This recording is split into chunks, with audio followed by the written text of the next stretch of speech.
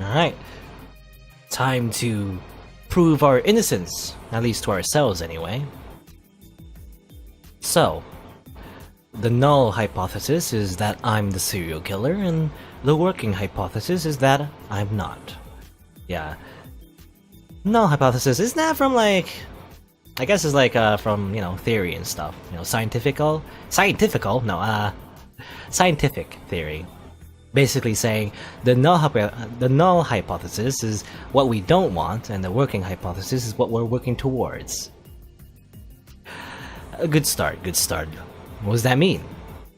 It means that I just need to find evidence that I'm not the killer. But you won't settle for that, will you? You want to find out who's really behind all this. I might not even know him. You're kidding, right? There's this huge piece of evidence hanging right in front of you that... Meh, you know what? It's more fun if I just watch you figure it out on your own. I find myself becoming intrigued by my hallucination of Mr. Ryota. How much do I know that I think I don't? Enough to solve what the police, with all their resources and brain power and authority, still can't? The police are limited by a little something called bureaucracy, you know? Besides, remember your advantage. My advantage over the police? You have a core piece of evidence that they know nothing about. What might that be? My dashing good looks, of course. Now, I guess save here. We're gonna have to rotate our saves now. There's no more save slots, oh no. Something that they don't have. Obviously, this is the joke answer. School gossip is not really evidence. It's either psychological profiles or Haru Bunya's phone. What was the question? You have a core piece of evidence that they know nothing about. I mean, victim psychological profiles we got from the school's database, right? So, I mean, the police might have already gotten that then, right? But what they don't have physically is Haru Bunya's phone, right? Is what I'm thinking. Because it's literally in my hands, they don't have it. I have Haru's phone right here with me, because it was in my apartment. Bingo. The police don't have his phone in their physical possession. Not like you, they don't have the same hints. Now, to be fair, they were buzzing around your apartment like vultures around a cadaver. Or cadaver. So something definitely attracted their suspicion. But it's not like anyone else was at Haru's murder beside you and the killer. At least no one had witnessed it firsthand. Not only that, but the police didn't come into my apartment until just today. I found his phone just tucked away in my apartment. It had to have gotten there somehow. So whoever put the phone in my apartment knows the code, since there were no signs of a break-in. And... well, you're basically saying that the killer is someone close to me, because they can access my apartment. Yes, and? You don't think that it could be, oh, I don't know, me? Oh, really? Then how did you lure the victims out even though you weren't close to them? Or why didn't you remember taking the phone from Haru, or removing its battery, or putting it in your drawer? Balance of probability remains that you would have remembered at least one of those events. Even so, we're not seriously entertaining this Dr. Jekyll and Mr. Hyde play, kid. You know your own medical reports. The lapses are a problem with your memory, not your behavior. It could have changed since then. Do you even know how sad it is that you're losing an argument with yourself? Just move on, kid. We've only got so much time. Even I have to admit that it's an unlikely scenario. Right, so then what? So, assuming that you're not the reason why Haru's phone is in your apartment, then how did it get there? Well, someone else had to put it in there. Good. Who and why? The killer, to frame me. That would have been the only other person with access to Haru's phone before the police arrived. And the police wouldn't have planted the phone in my apartment. Hey, now we're getting somewhere. Even if you found the phone, the killer wanted to make certain that you wouldn't know what it was for. Why did that fail? What? Well, you found out it was Haru's phone because you turned it on. That was clearly not within the killer's plan. So he's saying the killer didn't know about, well, the wall charging feature, right? The killer might have taken out the battery, but he didn't know that I could power the phone just by plugging it into the wall charger. Which means he knows about some technology, but not all. He knew enough to take out the battery, but not enough for the latest features.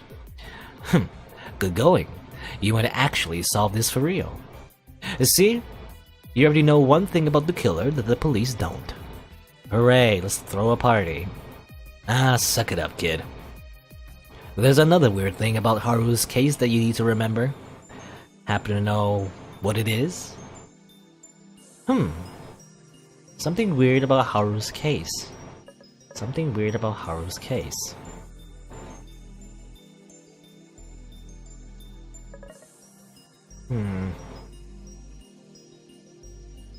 Something weird about Haru's case. Time of death? No. Method of death? No. Location of death? Because the rest of these serial killings have had a pattern, right? The students have disappeared after curfew, and they've suffered lacerations, right? Which matches up with Haru, or rather, it matches up the MO of Haru's death. You know, the MO of the killer. But the location is different. Usually, they would be in the forest, right? At least we found Akane anyway, in the forest, her corpse. So, Haru being killed in an alleyway doesn't make sense to me. Maybe that's the thing that's weird? He was killed in an alley in District 6, not in the forest. Good, and it's a place with too many potential witnesses around. Even though the forest has police on patrol, it's not like they can secure a large portion of it, much less the entire forest. He probably knows the forest like the back of his hand. He could have easily snuck around them. A sad truth, but good. Although it would have been risky to take a screaming victim to an area swarming with personnel. Would the forest have been swarming with personnel 2 days ago?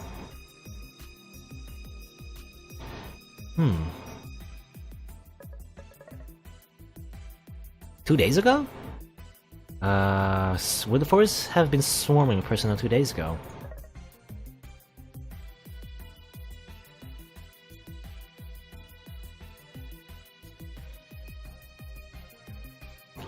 Much less the entire forest. 2 days ago? I mean, didn't they find Akane there? So yes? I guess it would have. Major crime scene? So you're saying that the killer couldn't have gone to the forest, hence why he needed to kill Haru in District 6. You sure about that one?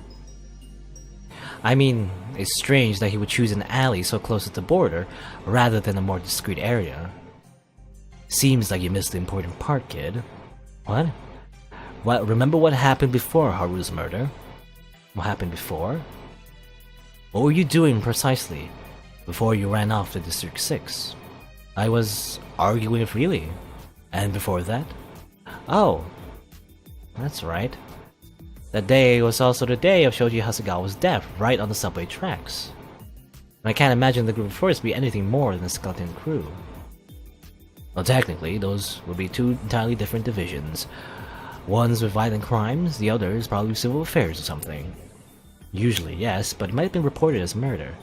Yahiko was arrested and interrogated for it. I was wondering, yeah, okay.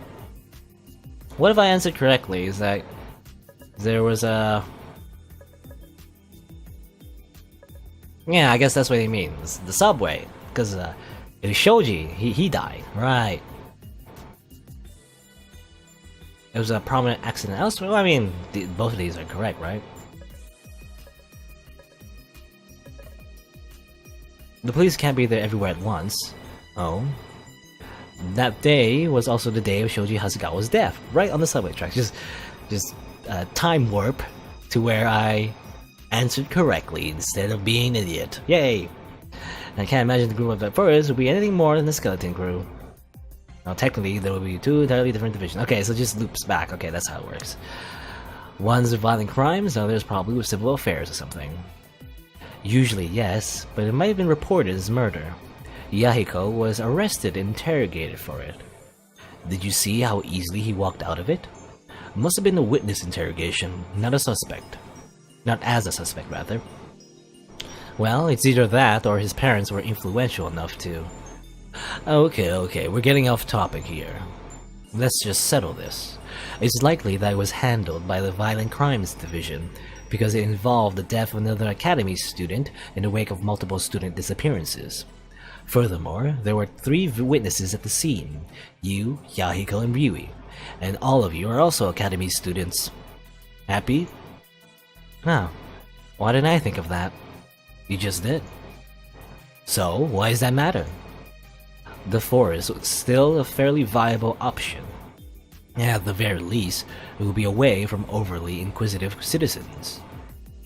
Then why was Haru still murdered in District 6? I guess it means that the killer wasn't entirely in charge of his circumstances. Things didn't happen according to his plan. So the question we must ask is this: why and how was Haru murdered? I can't answer all that. You're killing me over here, kid. Fine, I'll rephrase it. Remember how every victim previously logged in for a curfew before they disappeared? Yeah. But Haru didn't. He was away from school even before curfew tolled. See something weird? Besides the obvious break-in pattern? A break-in pattern? Holy smokes, kid. The pattern is odd. Why would a killer kidnap students after curfew? Let's say I'm your everyday Joe. Well, your everyday psychopathic Joe. I need to kill a couple people here and there. For reasons unknown, it has to be a bunch of kids at this super uptight private school. When will I choose to strike? After curfew? Tell me why that's an obvious disadvantage, ignoring the obvious security problems. It would delay sleeping patterns. The place in hard to see, dark campus. The reason I don't want to like go back here and save like here because I want to go back and stuff later. Go to specific points, so I don't want to save over my earlier saves and stuff. Come on, I just save here. I just keep using the last slot. And I guess, yeah, why would it be a disadvantage to kill after curfew? Well, it would limit suspect pool, right? Because take place in hard to see dark campus, I mean that would be a good thing for the killer anyway. Delay sleeping patterns is just silly. It's gotta be this one. Whereas, because most students would not break curfew, right? Well, because security locks down on the school after curfew, only a few people can be out and about.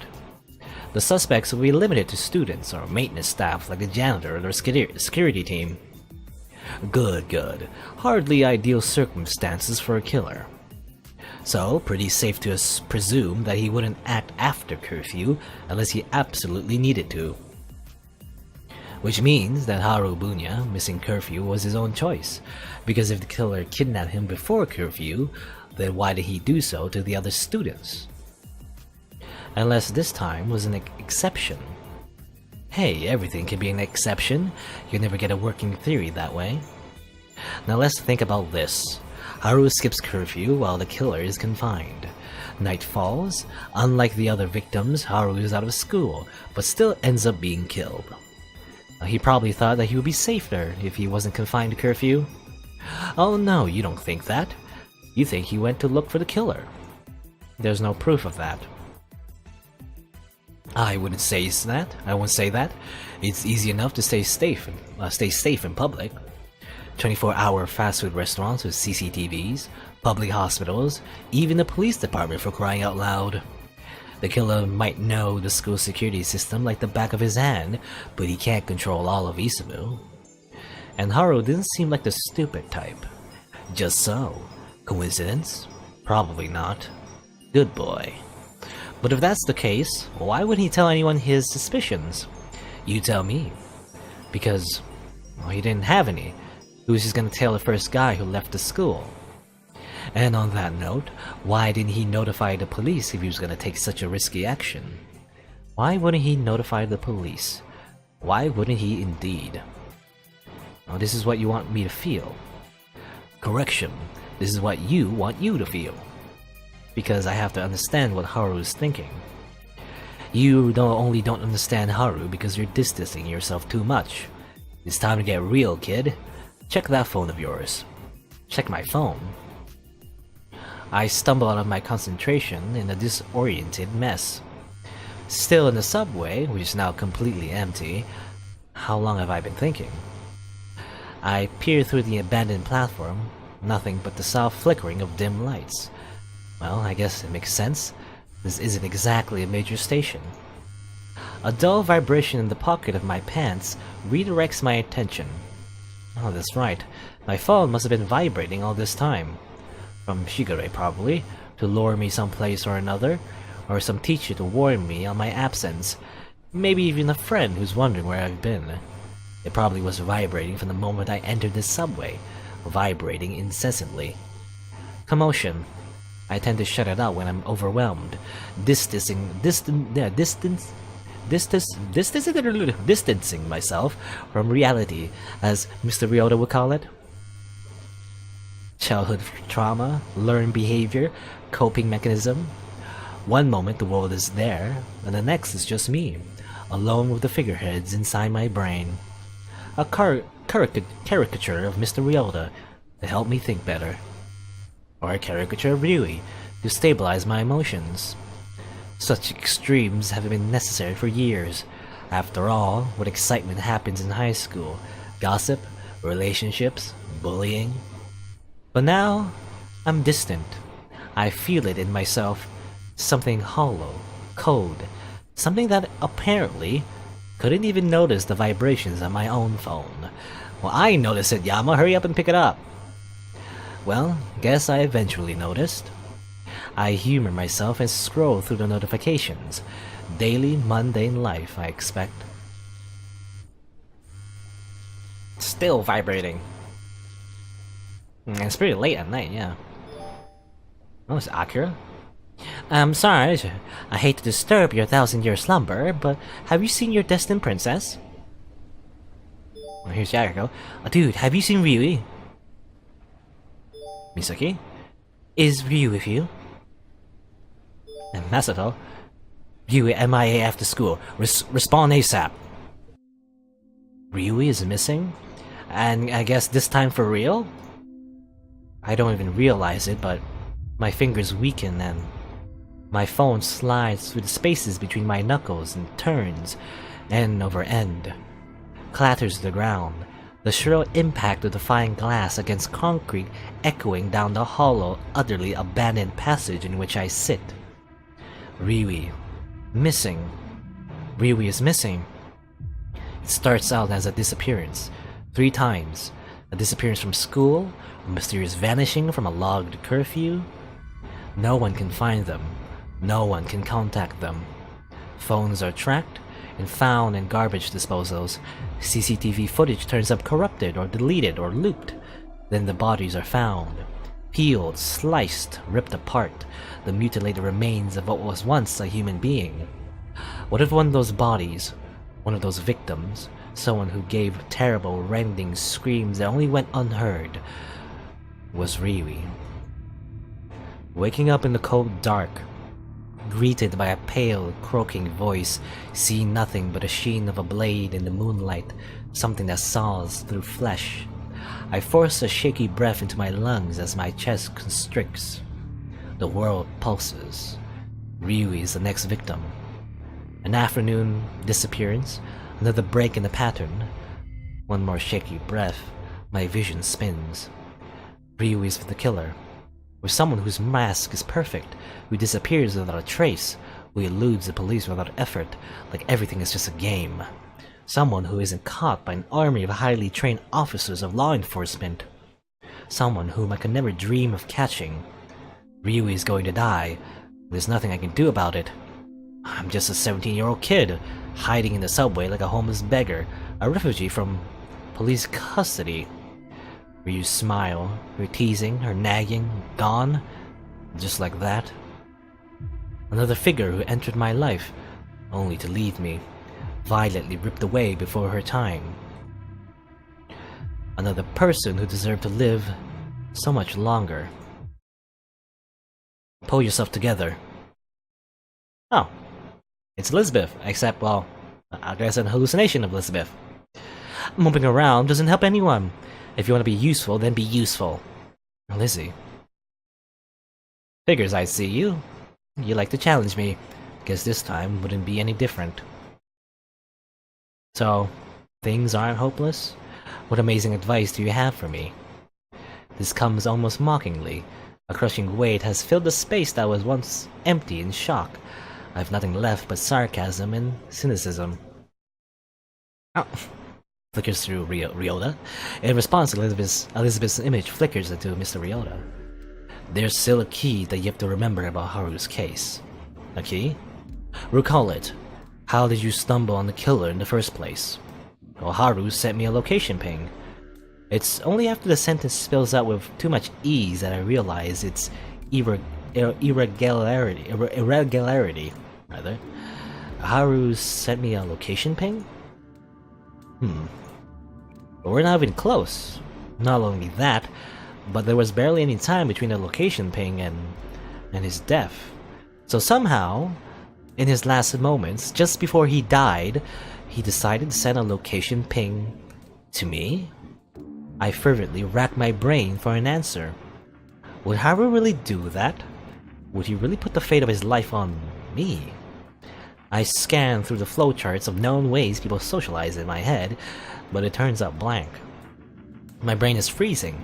I can't see beyond the mental image of stumbling on Ryu's body, cold and bloody, mouth open in the last remnants of a scream. No, Haru. Location ping. Why would you send it? Why would... Blood? Terror? The crushing force of water? No, stop. Must think. I forced all of the habits from excessive therapy sessions into practice. Deep breaths, tall spine, tense all muscles, and relax slowly from top to bottom. Her life is at stake. Ryu could die at any minute. Maybe she already has. Or maybe she's cramped up in whatever sick place the psycho has, waiting and dreading the moment when nothing will be on her mind but excruciating pain. Damn it. Mr. Ryota bleeds into Elizabeth, flickers for a moment, and bleeds into Misaki. Yama.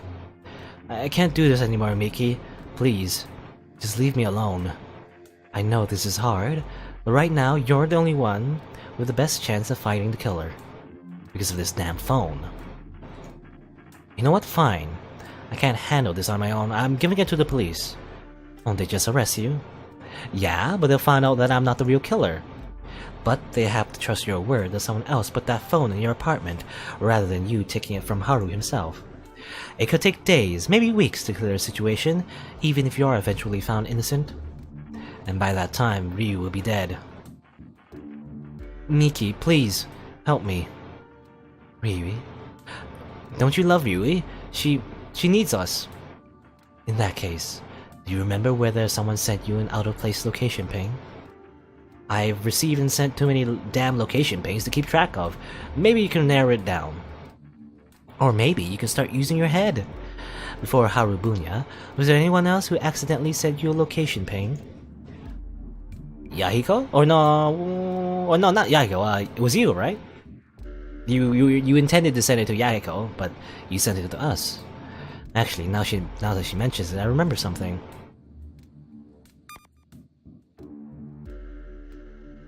Right, yeah. Location ping from Miki. Yeah, it was you, actually. You sent me a location ping by accident. You mistapped because my name was right under... Wait, mistapped. Because my name and his name are right next to each other. Yahiko Ikari? When I think about it, everything fits too well. Yeah, Yahiko, Yama. I guess their names are pretty close in alphabetical order. Yahiko Ikari. He started the Happy Club and is connected with 3 recent deaths. Akane, Shoji, and Haru. And before that, he also knew Midori and Toma. And he would know a lot about the Academy's secret and technology, maybe even more than the average faculty member, being the son of higher-ups at Lemniscate.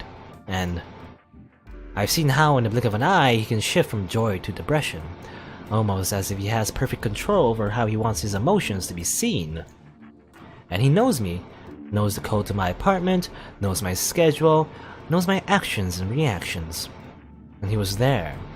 At the murder of Haru, Yahiko Ikari was there.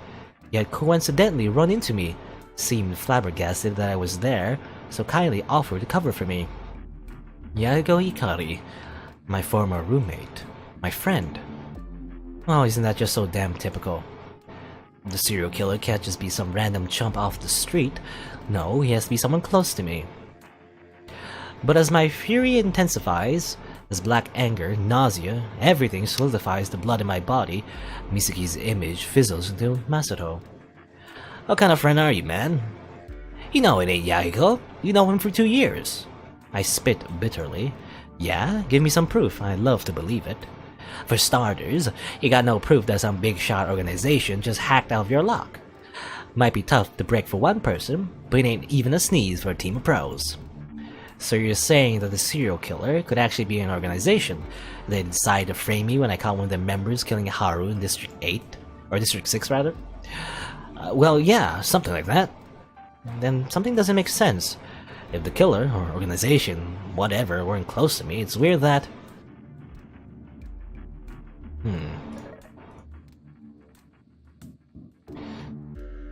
Weren't close to me.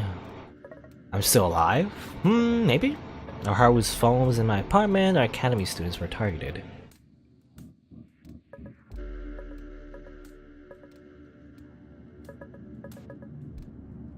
Yeah, that makes sense, right? Because if it wasn't like, if it was just a random organization, why are they killing academy students? It makes no sense. If an organization really was behind framing me, then why would they be killing students? What? I don't get it. What does that have to do with anything? Wait, did I get it wrong? Damn it. Maybe they were hired to kill some kids. How the hell are we supposed to know anything about their goal? Okay, never mind. Load! Rewind!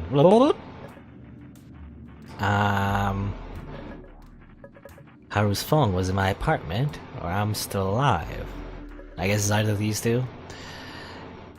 I mean...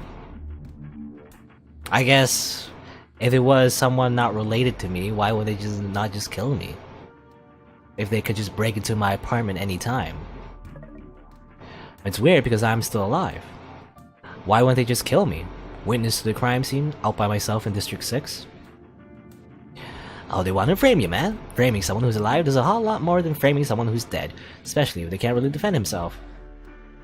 But that's the thing. How could they know that I couldn't defend myself? Huh? The only people who could possibly know about my lapses are ones who are close to me. Really close.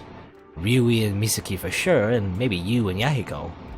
Which means that the killer could only have been one of those 4 people. It can't be Ryui, it can't be Misaki, and, well, I'm pretty sure it can't be you either. But you don't think that way for Yahiko? You want me to list the evidence alphabetically or chronologically? I can't believe it, but Yahiko actually fits. Let me ask you one more thing, man. Do you really think that Yahiko's the serial killer? I just told you that. Do you really believe? Like you believe the sun will rise every morning, and I'll badge you into track every day that Yahiko's the man? No. I don't. I honestly don't. Everything goes against him, but for some reason I just can't imagine that Yahiko will be the serial killer. But isn't that shallow-minded? Isn't that foolish? Couldn't my reluctance lead to Ryu's death? Alright then. Masato's image fizzles into Akira, who jabs an energetic figure in my direction. Righto, cheerio! Time to think of this from another angle. We got ourselves some tricks up our metaphorical sleeves, Sarge, so don't give up yet. Yeah, no offense, but you're not exactly the person I want for logical thinking. Oh, but what you need and what you want are 2 completely different things, like dying versus not dying. Well, what did you suggest? Well, you have a suspect now, right? Don't flip the turtles out before you've proven whether he's guilty or innocent. That's like counting your chickens before the avian flu strikes and wipes them all off the face of the planet. So, find proof of Yahiko's innocence? Easier said than done. Much easier said than done. Oh, I wouldn't say that, Sarge. You got some things stewing in that brain of yours? Such as... Akira suddenly morphs into Misaki. Don't you remember how the killer forgot about the phone's wall charging feature? Yahiko loves technology as much as I do, not to mention that his parents work at Lemon Skate. If he were the killer, do you really think he would have forgotten something so simple? That's, well, right. But by itself it's pretty weak. Mizuki fizzles out, allowing Elizabeth to take center stage. And think, what does Haru's misstep really imply? Remember, in his panicked last moments, he was attempting to send a location ping to Yahiko, but his finger slipped on you instead. Oh, of course. Why didn't I see that before? Yeah, I guess he just made the same mistake as Misaki? Haru was trying to send a location ping to Yahiko to... get help, I assume.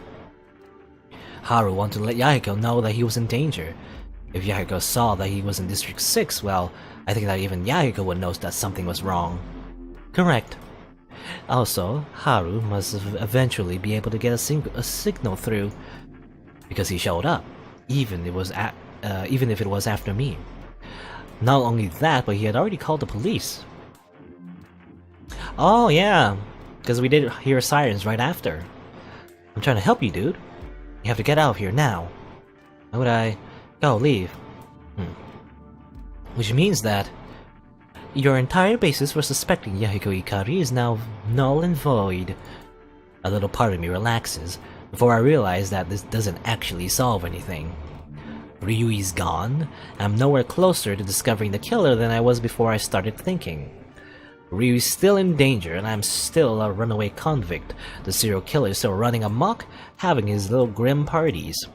Is there nothing I can do? Nothing? Wait one moment. Think. Why did Haru not notify the police before he began tailing the killer? Like me, he is a capable individual. We don't just miss such things. Yeah, that was a question... Well, that was a question that the caricature of Mr. Ryoda asked before. Why indeed? Why wouldn't Haru just requested backup, or at least given an anonymous tip?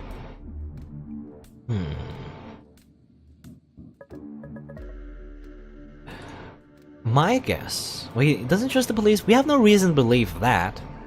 He lost access to his phone. I mean, he had his phone on him, so that's not true.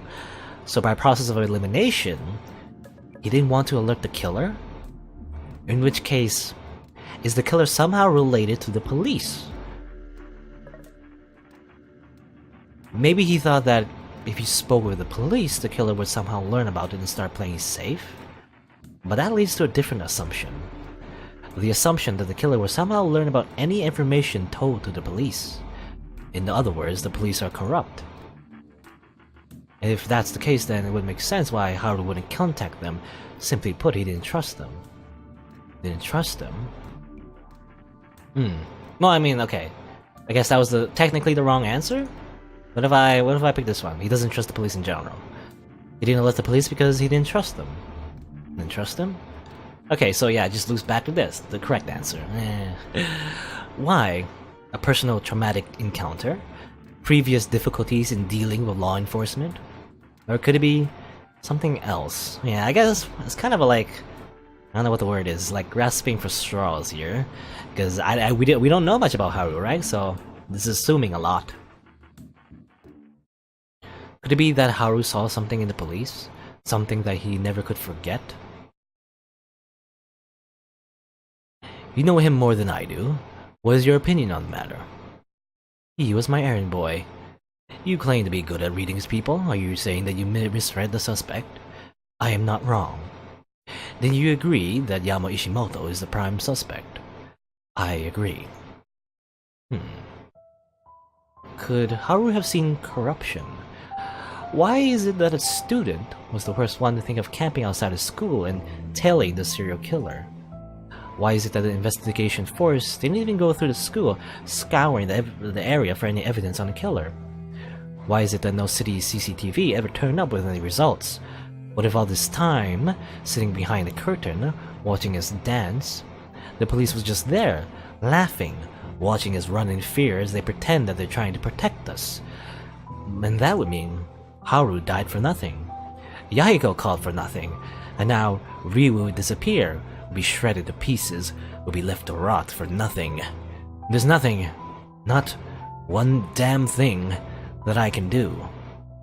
Catch the killer, find the evidence, package him up and ship him to the police department, and he'll just walk free because it's all part of the plan.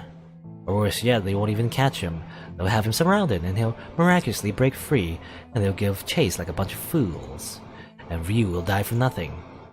Ryui, with her fiery passion and her love and her endless enthusiasm for her dear ones, will pass in the fate of nihilism.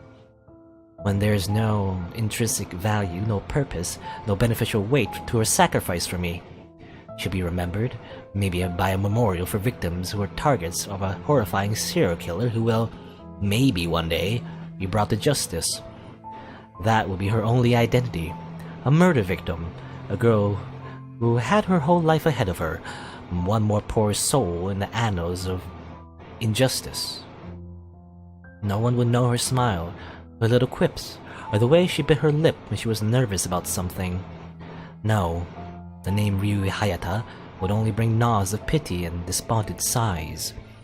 And if she's really lucky, fuel for a movement for treatment of mental illness or weapon control or some other political objective. And then as days pass, as time becomes months and years and decades, she'll be forgotten forever. Drowned out in the names of other victims who will be remembered with nothing but nods of pity and despondent sighs. Nothing but non-existence. Ari suddenly appears and stares at me with such intensity that I swear she's almost real. Do not lose focus. Her image blurs at the edges, rounding out, hair turning orange, and... Gosh, you're a wreck. What happened? I open my mouth. A feeble, unintelligible noise bleeds out. You try to do too much, Yama. That's the problem. You want to do everything, but everything becomes so overwhelming that you just end up doing nothing. You can only do what you can. The rest is out of your hands. I can only do what I can. Yeah, and right now, all you can do is figure out who the killer is. You're up for that much, right? So, you're stuck because you think the killer has to be you, me, Yahiko, or Masto, right?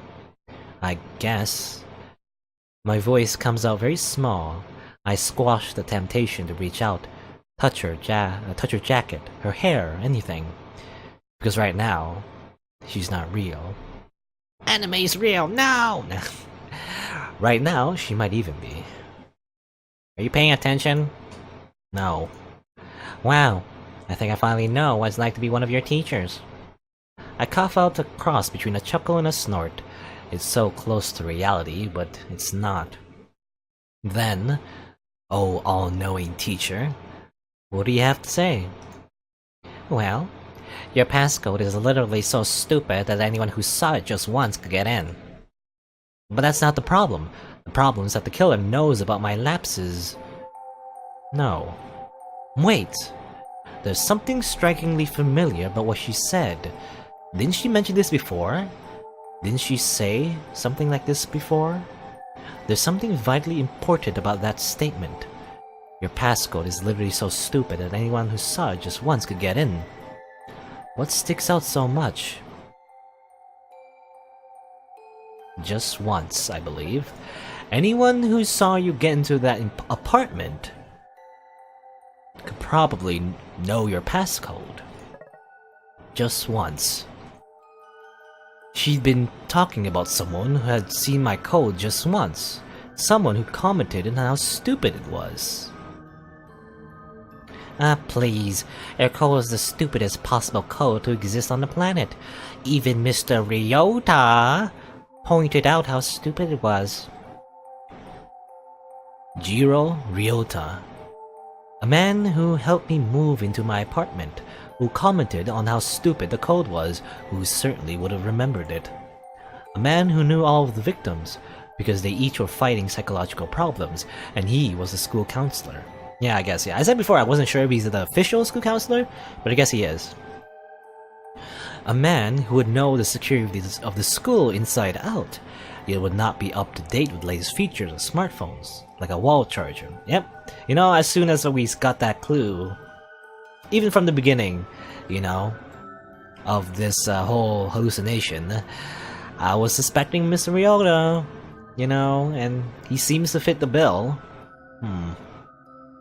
A man who was strong enough to inflict the same wounds as a serial killer, smart enough to outmaneuver the police, controlled enough to fake sanity in the day.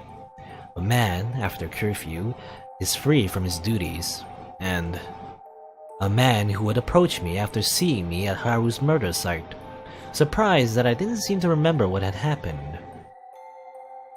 A man who would certainly be curious at my unusual reaction. A man who could access confidential school records and learn about my lapses from there. A man who I trusted. Trusted too much. Why? It's not you. There's something I must have missed. A proof, a theory, anything. Why?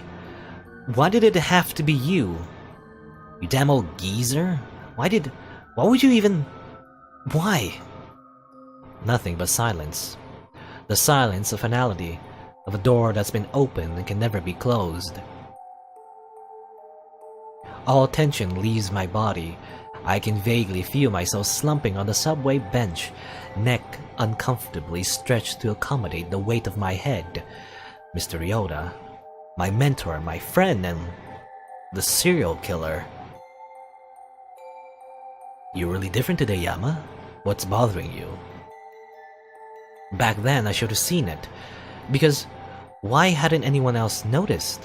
Why was Mr. Ryota the only one who thought something had happened that night? Who? Me? Nah, I'm pretty much a free bird after I verify curfew. I'd had my suspicions. I'd known there was something odd about him. But I didn't want there to be. I wanted to wave it away. I wanted to trust Mr. Ryota. I wanted just one person who would understand everything and stay on my side. Well, there's no explicit rule saying I can't use confidential databases. I'm pretty sure that there is.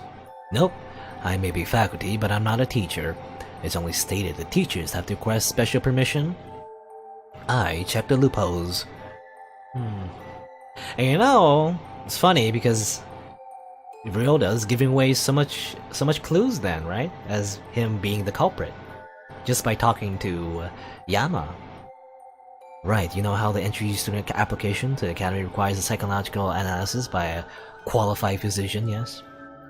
Another security measure? Let me read this and see what you think. He knew about my lapses, not because I told him, but because he had access to the psychological overviews of each student. He would have known each of the victims. Maybe they were assigned to his counseling care just like I was. Gah, I hate computers. But we'd all be dead without them. You know what was great? My desktop iPair. Man, that was great. Stable, awesome, and a killer world of a fan. It's kinda weird, no one uses desktops anymore. And icon phones... Yeah, there you go, finally working. Okay. So just like clues we've been given from Ryota's dialogue. And he knew about computers, not an avid follower of electronics, not enough to know about weed, but enough to know about the phone batteries. And instead of detention, the teacher is convinced I need more permanent solution. Like death, I can help you with that. Well, I mean, I guess in this context, it's kind of scary when Mr. Ryota said that. So how's the apartment? Still one piece mostly. Good to hear, and Phil. The houseplant? Your memory sucks more than mine, kid. How do you have this much free time? Life as a dorm manager is swell, isn't it? Like die-cut pieces of a complex puzzle, all the facts and memories line up in perfect succession. The killer is Mr. Ryota. Now I know it with certainty. Intrinsically, just like I know I can sit on a chair and it'll support my weight, or I can walk under a bridge and it won't fall on top of me. I just don't know what to do next. Shouldn't there be a sense of triumph? A miniature party in the back of my head, giving me a cookie for successfully finding out the killer. Something keeping me going, something propelling me to the next step. I know the identity of the killer. Shouldn't I report this? But to whom? I'm on the run from the police, who may or may not be corrupt. I can hardly show my face at school, and if I called Mr. Ryota, well, that simply wouldn't do anything. For the most part, I feels like I should just give up. There's nothing further to head to. No way out of the conundrum I've worked myself into. You know, who's invested in this case? Who's invested in independent killings and the disappearances of the students? There is one person that might listen to you, Yama. There might be one person. This situation requires me to be clever, more clever than I can be. I want to think myself out, find some magical solution, but sometimes it's just not there. Reaching to an empty bag and expecting handfuls of gold. Then, is this it?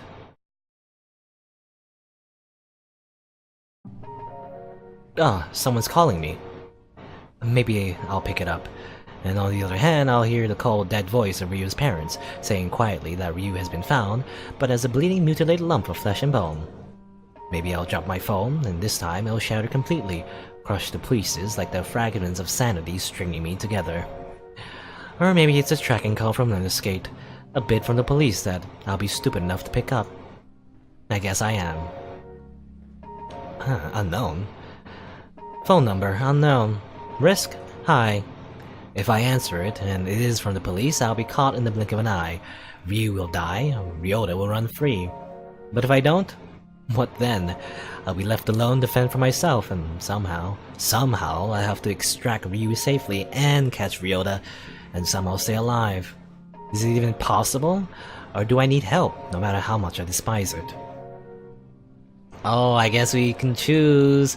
Uh-oh, I guess, this might go wrong in many ways. Let's put our trust on the line. Let's answer that phone. Because, what else are we gonna do? No, I have to pick this up. Facing Ryota by myself will only result in getting both Ryu and me killed. With shaking fingers, I answered the call. Hello? It's the police! Nope, it's Shigure. I knew it Shigure! You two invested in this case. You want to find the real killer. Yama Ishimoto, I need you to listen carefully. This is my personal phone. It cannot be tracked. The number you've been contacting until now has been my work phone. I need to hang up now. Surely they're tracking my number, narrowing down the district and block and even the last millimeter. But I only clutched the phone tighter. The walls that I've built, struggling to keep a foothold on my emotions, are starting to crumble. The police are in the midst of a manhunt for your person. They sincerely believe that you are the killer. And you need me to turn myself in. I need you to stay out of sight and give me time. What, is this some kind of next level bait? I don't understand. Don't get caught, Ishimoto. Any time you might give me is time we may dedicate to catching the true killer. But you said you were the only suspect I could trust to avoid the police for the necessary amount of time. I fall into silence at this, the magnitude of her statement only growing the more I ponder it. You saw me at the apartments, and were warning me? You hardly were inconspicuous. So, if you happen to possess any previously unknown information regarding the identity of the killer, now would be a wonderful time to state as such. It could be a trap. It could still be a trap.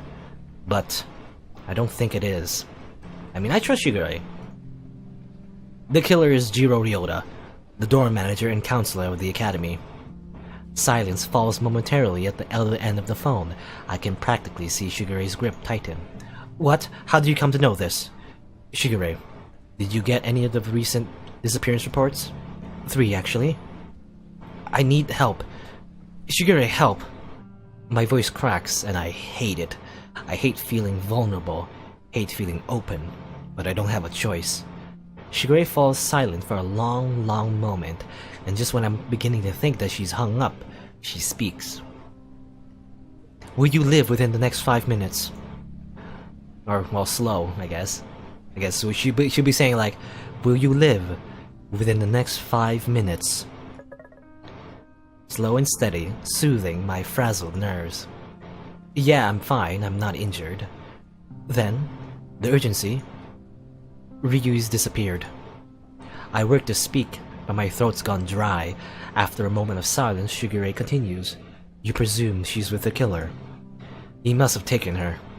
I have no time to question you, Ishimoto, so I ask you this and only this. Are you completely, absolutely certain that the culprit is Jiro Ryota? Yes. I say it without hesitation, appears to catch her off guard. Very well. I shall send forces to the academy under the reasoning that you may be hiding there. We may be able to find where he is holding Riri. That's it? She just takes my word as law? Thanks. In the meantime, stay out of sight and out of mind. Do you understand? But Ryota will see the police coming. He wouldn't stand still. He would escape immediately after killing Riri. Actually, I'm planning on contacting him. For what purpose? I need to meet with him. To buy some time, otherwise... Shigure violently explodes into strident screams that I never heard from her before. You gullible imbecile! You moronic excuse for a... What are you even thinking? I'm taken aback by her sudden flare of passion, but my surprise is quickly replaced with indignance. At least I'm telling you now, aren't I? Oh yes, when it was nearly too late and I would have called a corpse. Simply put, Ishimoto, you haven't told me anything.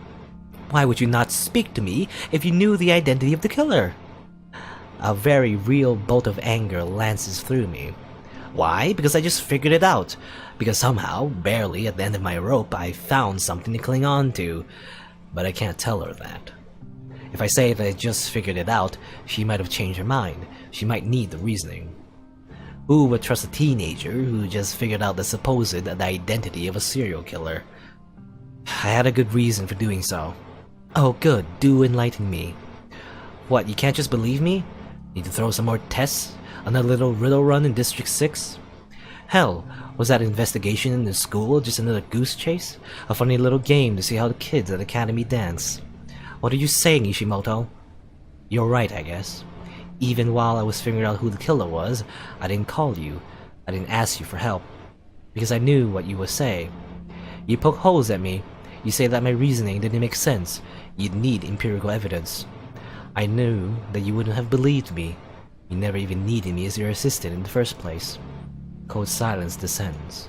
I wouldn't have believed you. And then something happens. Something that I would have thought to be impossible. Shirei's voice cracks. But you didn't even try. I would have believed you. I would.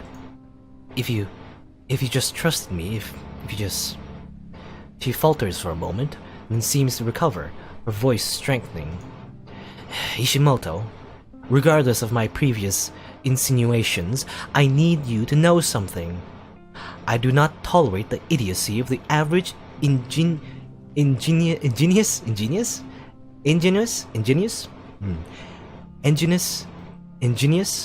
Why can't I say this word? Ingenious denizen, much less let them become my personal assistant. You have repeatedly proven yourself through your rational deductions, your level-headed procedures, and your propensity to attack problems from unusual angles. Your input is invaluable. Despite our clear disparity in experience, you have taught me several valuable lessons. Do you wish to know why I pulled your accomplices into the investigation rather than opting for a police unit? Simply put, my permissions in the case were barred from the academy. All information I was given was second-hand and thus easily corruptible. However, I was impressed by how you and your accomplices worked wholeheartedly. Yama Ishimoto, I have faith in you. Her words pierced through me. I'm frozen to the ground in shock, wordlessly opening and closing my mouth. Shigure believes in me. I don't even know how to react. But after that meeting with Natsuki, you fired you. That was for your own benefit, you imbecile. Are your eyes too... Oh, never mind. This familiar type of response wrings a chuckle out of me, but my mind is still racing. I have faith in you. Those simple little words. Words that tell me that I can do something, that acknowledge my efforts, that tell me it's okay. You'll do the right thing. In the distance, I catch the faint glimmer of the approaching subway, hailed by the distant echo of the announcer's voice. Sudden clarity breaks into my mind. It's as if every disjointed piece just fell into place. I know what to do. Thanks, Shigure. I get to my feet as the subway grinds to a halt before me, but Shigure's voice comes harshly into my earpiece. Yama, listen carefully. We are en route, but there are powerful forces behind this case that remain very much hostile.